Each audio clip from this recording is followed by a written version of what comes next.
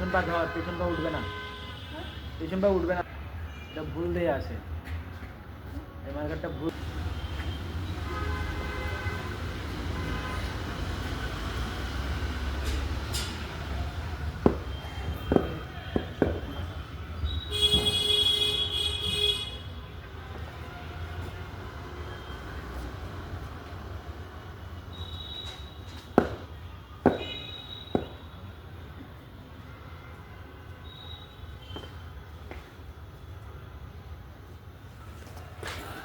রাইটটা যেটা করলে এটা আগে থেকে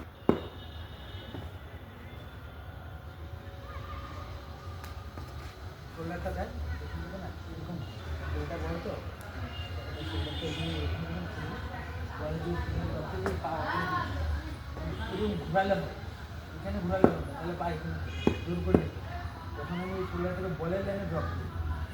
কী ছিল 4 নম্বর প্রিন্সিপাল, তৃতীয় শোল্ডার বল লাইন, এই শোল্ডারটা বলের লাইনে ড্রপ করতে হবে। বলের লাইন যদি ওটা হয় তো আমার শোল্ডার এইখানে করবো না, আমি তো ওইখানে নিতে হবে শোল্ডারটা, তখন আমি শোল্ডারটা এখানে নিতে অটোমেটিক